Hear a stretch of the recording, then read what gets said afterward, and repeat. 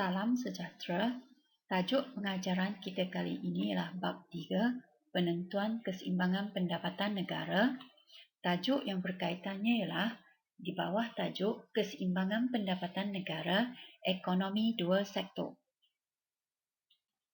Bagi objektif pembelajaran, diharapkan pada akhir pengajaran, pelajar dapat menerangkan proses keseimbangan pendapatan negara menggunakan dua pendekatan. Yang pertama, pendekatan penawaran agregat sama dengan perbelanjaan agregat iaitu ASAE. Yang kedua, pendekatan suntikan sama dengan bocoran iaitu JW. Pada slide seterusnya, kita akan belajar proses keseimbangan pendapatan negara menggunakan pendekatan perbelanjaan agregat dan penawaran agregat iaitu ASAE. Apa itu keseimbangan pendapatan negara? Keseimbangan pendapatan negara adalah satu keadaan di mana jumlah nilai keseluruhan perbelanjaan ke atas barang-barang dan perkhidmatan sebenarnya dikenali sebagai AE sama dengan jumlah nilai seluruh penawaran barang-barang dan perkhidmatan yang dikeluarkan oleh ekonomi tersebut iaitu AS. Dalam konteks ekonomi dua sektor, jumlah perbelanjaan agregat AE meliputi dua komponen. Satu, penggunaan C dan satu lagi lah pelaburan autonomi I, iaitu biasanya fungsi AE ini ditulis sebagai AE sama dengan C tambah I. Di samping itu, jumlah nilai keseluruhan penawaran barang-barang dan perkhidmatan atau dikenali sebagai penawaran agregat AS adalah merupakan jumlah keluaran negara yang dikenali sebagai Y bagi ekonomi tersebut. Jadi, AS juga boleh ditulis sama dengan Y. Oleh itu, syarat keseimbangan pendapatan negara menggunakan pendekatan ASAE adalah AS sama dengan AE dan boleh ditulis Y sama dengan C plus I. Dalam pembelajaran kita sebelum ini, kita sudah tahu bahawa dalam ekonomi dua sektor, YD adalah sama dengan Y kerana dalam ekonomi dua sektor belum ada unsur cukai. Jadi, YD sama dengan Y, di mana Y itu juga sama dengan C tambah S yang digunakan untuk perbelanjaan penggunaan dan juga tabungan.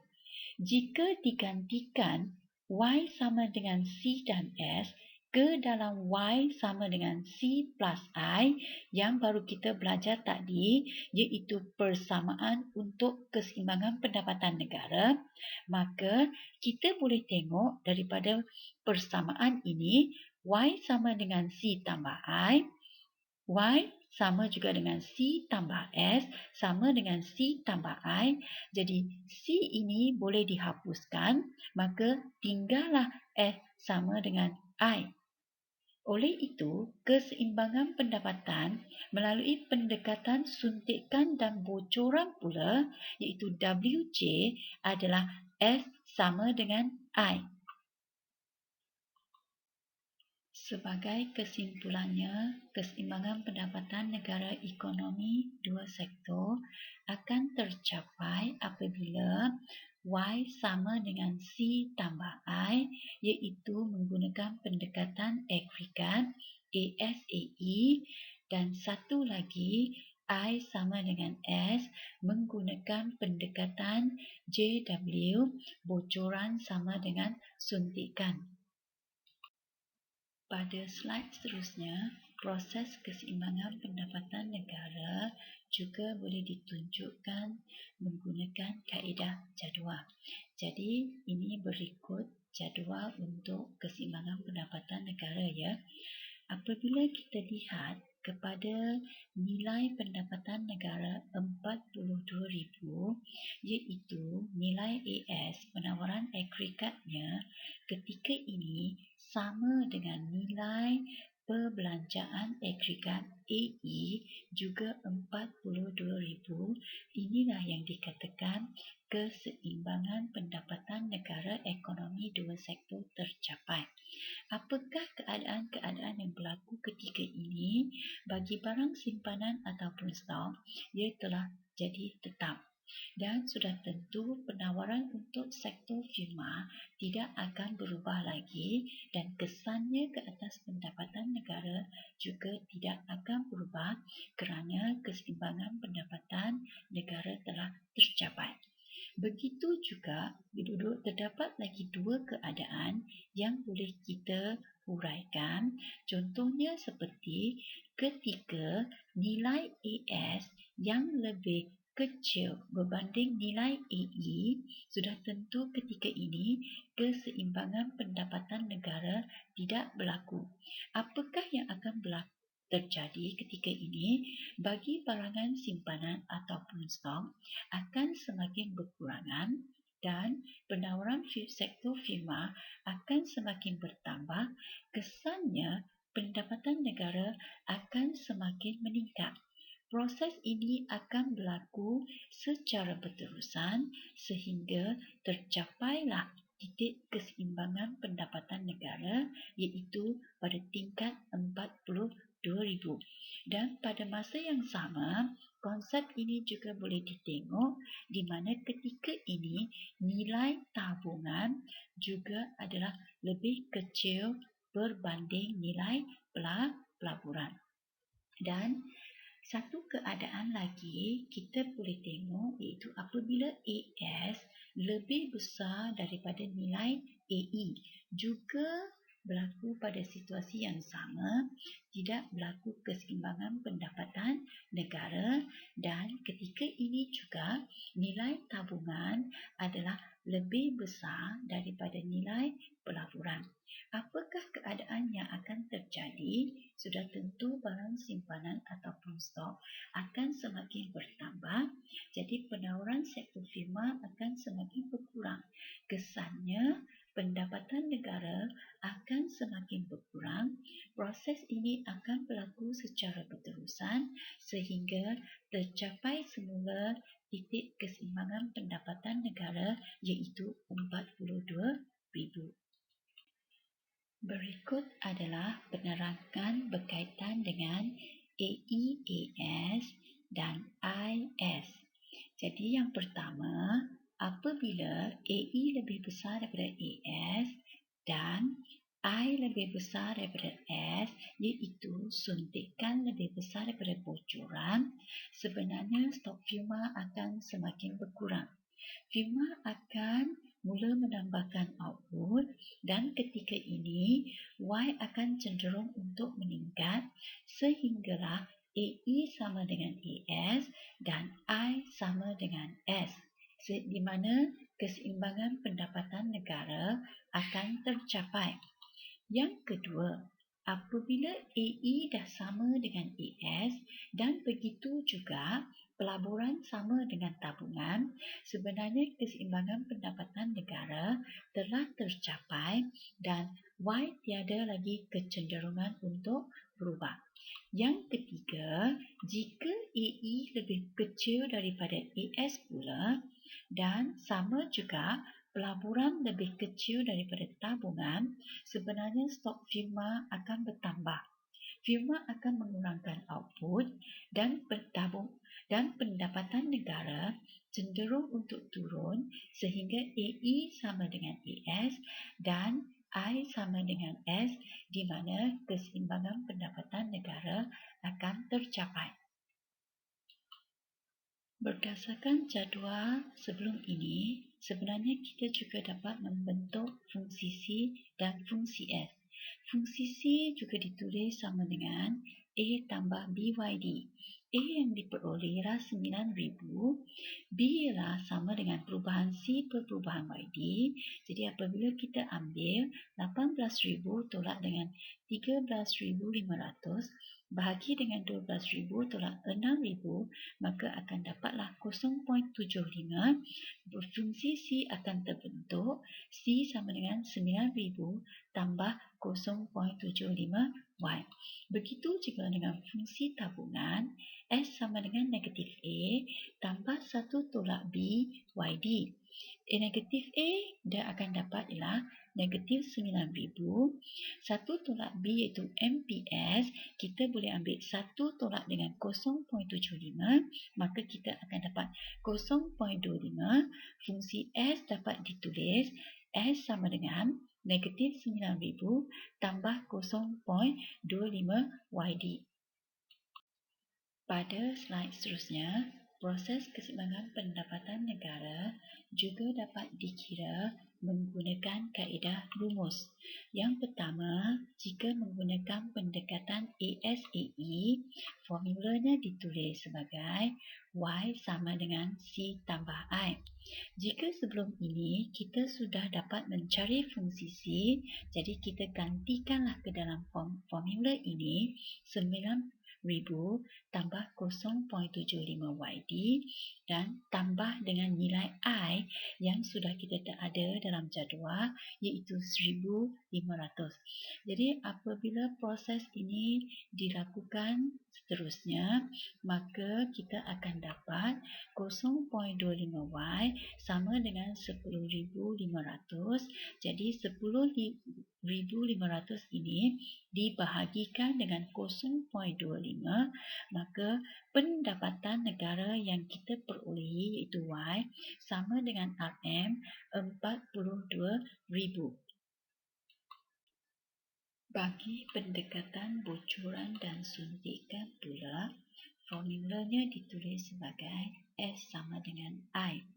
Jadi sama kita juga dah dapat mencari fungsi tabungan iaitu negatif 9,000 tambah dengan 0.25 YD sama dengan nilai pelaburan iaitu 1,500.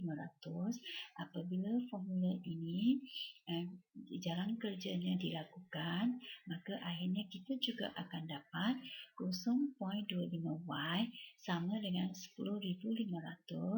Jadi 10,500 ini dibahagikan dengan 0.25, maka Y yang kita dapat juga sama nilainya iaitu RM 42,000. Jadi kesimpulannya, baik kita guna pendekatan AEAS ataupun pendekatan bocoran sama dengan suntikan, nilai jawapan pendapatan keseimbangan pendapatan negara yang kita perolehi adalah sama iaitu RM 42,000. Berikut ialah keseimbangan pendapatan negara yang dapat ditunjukkan menggunakan kaedah raja. Yang pertama iaitu pendekatan agregat ASAE. Jadi pelajar boleh perhatikan dari satu step ke satu step bagaimana raja keseimbangan pendapatan negara boleh dilangkahkan ya. Pada mulanya, pelajar perlu memasukkan dua paksi tersebut. Satu ialah paksi AE, satu lagi ialah paksi Y. Seterusnya, pelajar boleh masukkan peluk Y sama dengan AE. Kemudian, kita boleh masukkan fungsi C, iaitu yang sebelum ni kita dah cari. C sama dengan 9,000 tambah 0.75 YD. Dan jangan lupa, ini adalah nilai penggunaan otonomi 9,000. Okey. Seterusnya, masukkan nilai di mana ketika Y sama dengan C, nilai Y adalah 3,36,000. Dan kita mula boleh masukkan keluk AE sebenarnya iaitu C tambah I Dan nilainya di sini ialah 10,500 dan ini sebenarnya apabila Y sama dengan AI maka akan wujudlah titik keseimbangan E dengan nilai keseimbangan pendapatan negaranya ialah 42,000. Sebenarnya mengapakah keluk ini akan meningkat dari C ke AI apabila ada nilai pelaburan autonomi yang diberinya iaitu sebanyak 1,500 apabila kita masukkan dalam fungsi C tambah I maka akan dapatlah fungsi AI yang boleh ditulis juga 10,500 tambah dengan 0.75 YD. Berdasarkan Raja, keseimbangan pendapatan negara ekonomi dua sektor yang telah dilakarkan, terdapat beberapa penerangan yang boleh diberikan. Yang pertama, pada pendapatan negara sama dengan RM36,000, sebenarnya seketika ini semua pendapatan telah dibelanjakan iaitu boleh ditulis sebagai Y sama dengan C.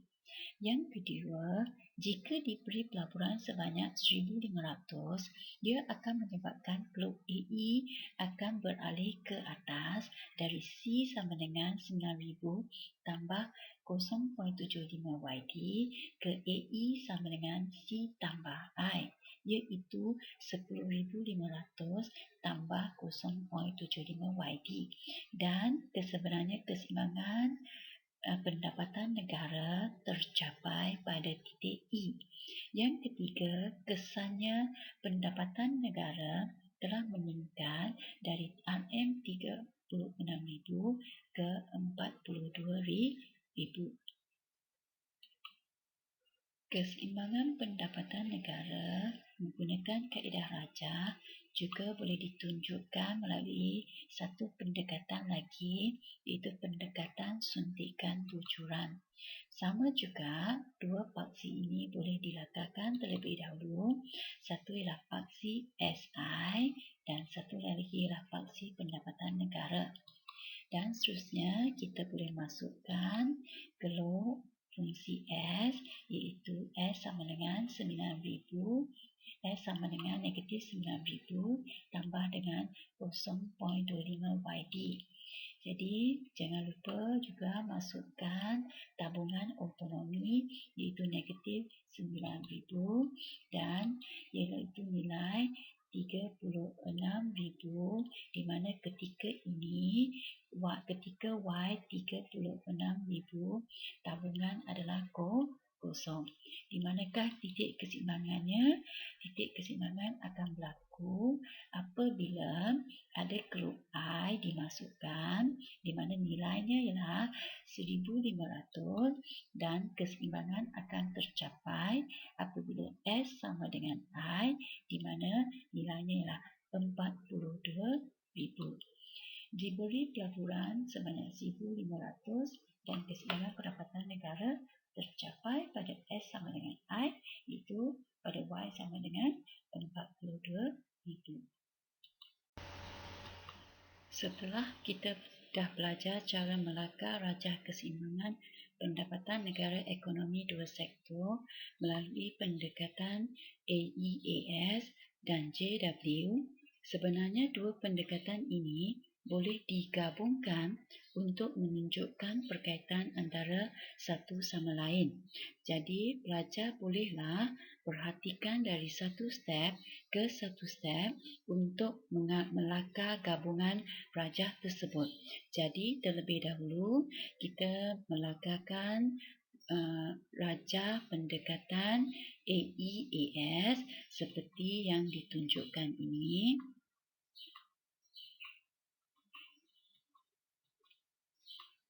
Okey, di mana kita dah nampak ada titik keseimbangan pendapatan negara ekonomi dua sektor pada titik E iaitu 42 rajah, 42,000. Kemudian kita masukkan pula keluk JW iaitu tabungan dan juga pelaburan dan Kita boleh lihat titik keseimbangan juga tercapai apabila S sama dengan I pada titik E iaitu 42,000. Bagi huraian rajah untuk tabungan sama dengan pelaburan pula, keseimbangan SI tercapai pada titik E iaitu YE sama dengan RM42,000. Sekiranya pendapatan negara kurang daripada 42,000, contohnya pada Y1 iaitu sama dengan RM36,000, ini pula menunjukkan pelaburan I lebih besar daripada tabungan S. Lebihan suntikan ini juga akan menyebabkan stok firma berkurang dan pengeluar meningkatkan output dan pendapatan negara cenderung meningkat sehingga mencapai keseimbangan pada titik E iaitu YE. Sebaliknya, jika pendapatan negara melebihi daripada RM42,000, contohnya pada Y2 sama dengan RM48,000, ini pula menunjukkan tabungan S lebih besar daripada pelaburan I. Ia ini menunjukkan lebihan bocoran menyebabkan stok firma bertambah dan pengeluar mengurangkan output dan pendapatan negara cenderung menurun sehingga mencapai keseimbangan pada titik E iaitu YE.